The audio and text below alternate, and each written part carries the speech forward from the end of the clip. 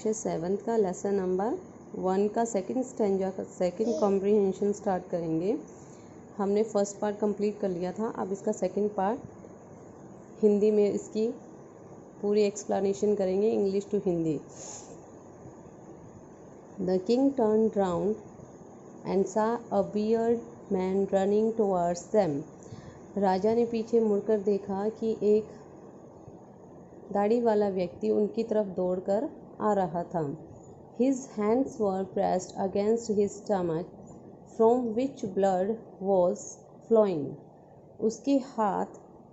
उसने अपने हाथ जो हैं अपने पेट पर प्रेस किए हुए थे, मतलब पेट को दबाया हुआ था और उसमें से खून बह रहा था। उसके पेट में चोट लगी थी, घाव हो गया था। When he reached the king, he fainted. जब राजा वहाँ पहुँचा तो वह बेहोश हो गया। And fell to the ground, और मैदान पर गिर गया। The king and the hermit remove the man's clothing. राजा और सन्यासी दोनों ने मिलकर उसके कपड़े उतारे। And found a large wound in his stomach, और उसके घाव पर और उसके पेट में जो बहुत बड़ा घाव था उसे देखा।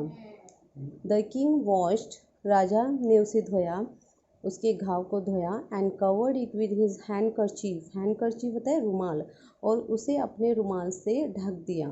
But the blood would not stop flowing, लेकिन ब्लड जो है, खून जो है वो रुक ही नहीं रहा था। The king redressed the wound until at last the bleeding stopped. जब तक ब्लीडिंग रुकी नहीं तब तक राजा ने उसे क्या किया, दोबारा से उसको रीड्रेस्ट का मतलब होता है उसको पट्टी दोबारा से करना, तो उस घाव पर राजा ने फिर से पट्टी की। द मैन फेल्ट बेटर, अब जो घायल व्यक्ति था उसे बहुत अच्छा महसूस हुआ। And ask for something to drink, और उसने कुछ पीने के लिए मांगा। The king brought fresh water and gave it to him. राजा ने उससे फ्रेश यानी ताज़ा पानी मांगा और उसे दिया। By this time the sun had set, इस समय सूर्य भी छिप गया। And the air was cool, और हवा भी बहुत ठंडी हो गई थी, मौसम अच्छा हो गया था। The king with the hermits help carried the bounded man into the हट। राजा ने हर्मिट की सहायता से, सन्यासी की सहायता से उस घायल व्यक्ति को अपने झोपड़ी में ले गया, यानी हर्मिट की जो झोपड़ी थी वहाँ पर ले गया। And laid him on the bed, और उसे बिस्तर पर लेटा दिया। The man closed his eyes, राजा ने अपनी आंखें बंद की। एंड राजा नहीं, द मैन जो घायल व्यक्ति था उसने अपनी आंखें बंद की। एंड ले क्वाइट, और चुपचाप लेट गया। The king tired by his walk, राजा बहुत ज़्यादा थक गया था, अपने ज़्यादा चलने से थक गया था। And the work he had done, और जो काम उसने किया था उससे भी वो थक गया था।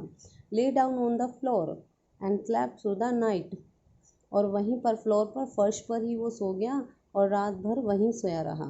व्हेन ही अवोक, जब वह उठा, it was several minutes before he could remember, बहुत समय पहले उसे याद आया। वेयर ही वॉज, वह कहाँ था। और who the strange beard man laying on the bed was, और जो अजनबी बियर्ड मैन, जो दाढ़ी वाला व्यक्ति था, वो बेड पर लेटा हुआ व्यक्ति कौन था। फॉरगिव मी, मुझे क्षमा कर दो। Sad the beard man in a week voice, week voice होती है बहुत ही धीमे स्वर में, तो उसने धीमे स्वर में, घायल व्यक्ति ने, बियर्ड मैन ने कहा। When he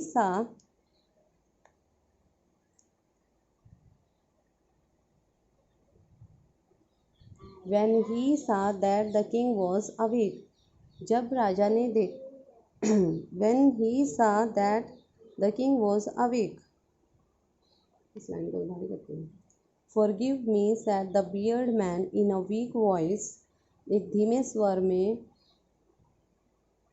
the beard man ने, यानी जो दाढ़ी वाला व्यक्ति था, उसने कहा मुझे क्षमा कर दो। When he saw that the king was awake, जब उसने देखा कि राजा उठ गया। I do not know you, मैं तुम्हें नहीं जानता and have nothing to forgive you for, said the king. राजा ने कहा कि मैं तुम्हें नहीं जानता और तुम्हें माफ़ करने के लिए मेरे पास कुछ भी नहीं है। यू डू नॉट नो मी, तुम मुझे नहीं जानते, बट आई नो यू, लेकिन मैं तुम्हें जानता हूँ। I am that enemy, enemy होता है शत्रु, ऑफ योर्स, मैं तुम्हारे शत्रुओं में से एक हूँ।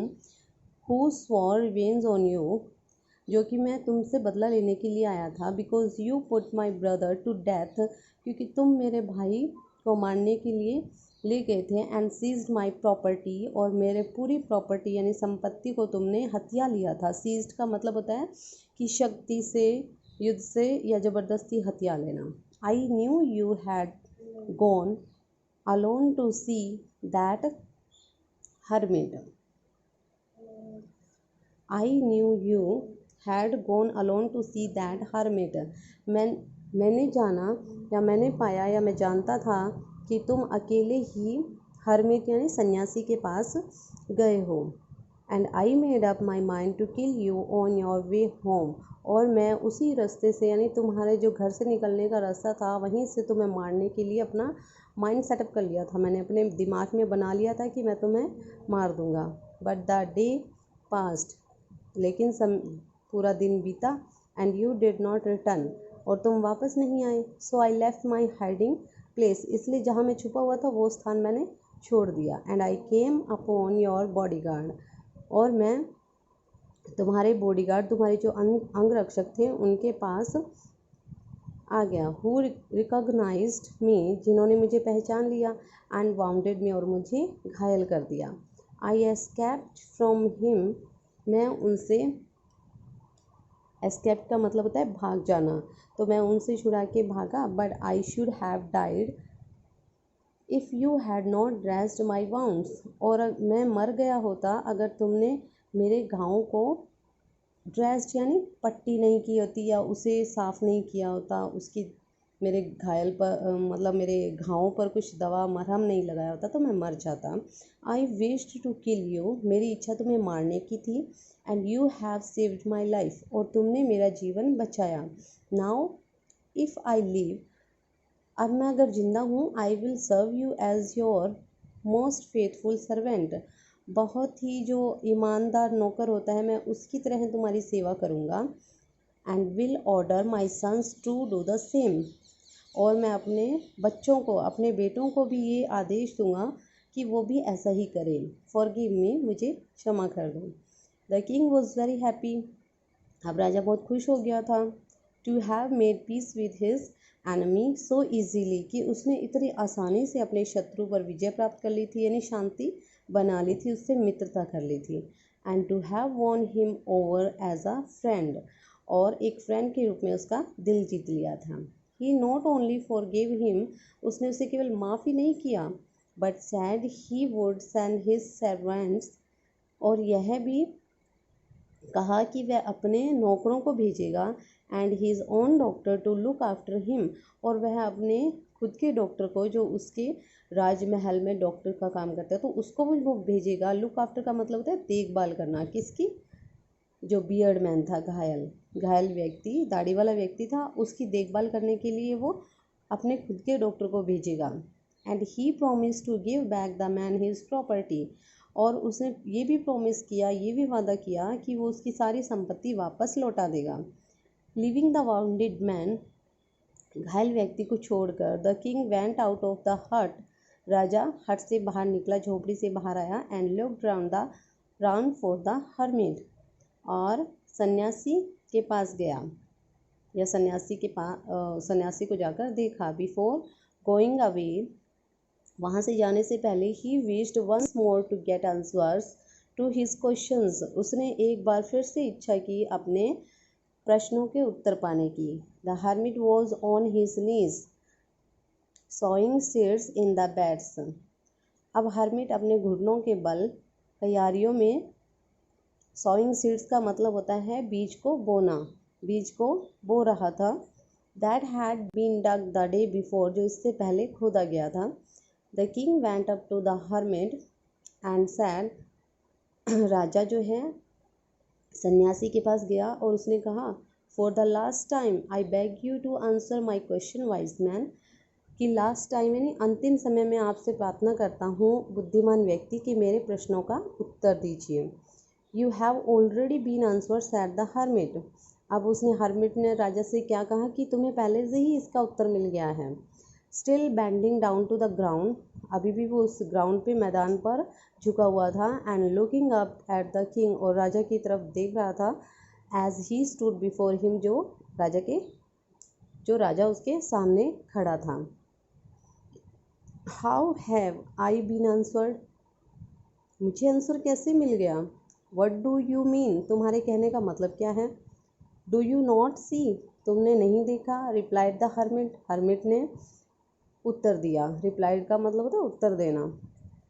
If you had not featured my weakness yesterday, अगर कल तुमने मेरी वीकनेस यानी जो कमजोरी है होती है उसकी थकान, वो हर्मिट को कमज़ोर समझ रहा था ना कि ये बहुत थक गया है।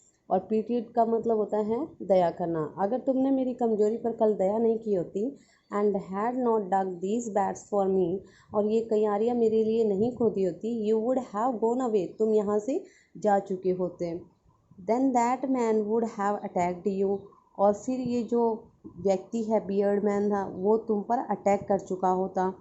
And you would have wished you had stared with me, और फिर तुम्हारी इच्छा होती कि तुम यहीं पर मेरे पास रुक जाओ। So the most important time was when you were digging the bats, इसलिए सबसे महत्वपूर्ण समय वो था जब तुम क्यारियों को खोद रहे थे। And I was the most important man, और मैं सबसे महत्वपूर्ण व्यक्ति था। And to do me good was your most important business, और तुमने मेरे लिए जो अच्छा किया वो सबसे अच्छी चीज़ थी, जो सबसे महत्वपूर्ण चीज़ थी।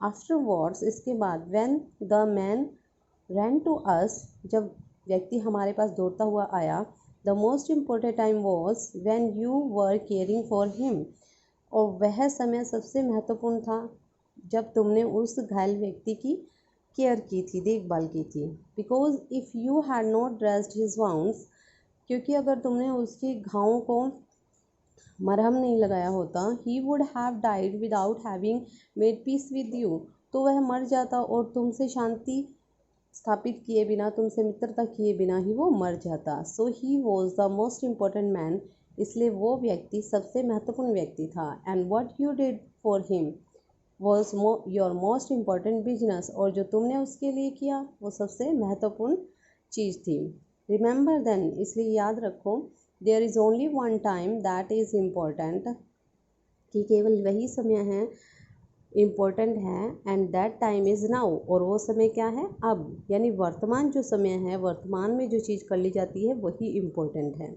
It is the most important time because it is the only time we have any power to act, यही समय सबसे महत्वपूर्ण है क्योंकि इसी समय में हमें किसी कार्य को करने की शक्ति होती है, यानी किसी कार्य को हम उसी राइट टाइम पे कर सकते हैं।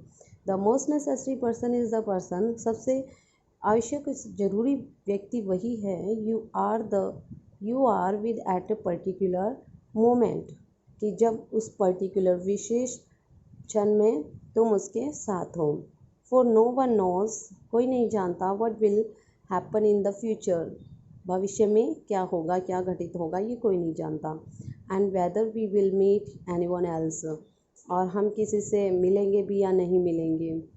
The most important business is to do that person good, सबसे महत्वपूर्ण, सबसे मोस्ट इम्पॉर्टेंट जो बिज़नेस है यानी जो चीज़ है वो यही है कि एक पर्सन को हमेशा अच्छा रहना चाहिए, अच्छा करना चाहिए।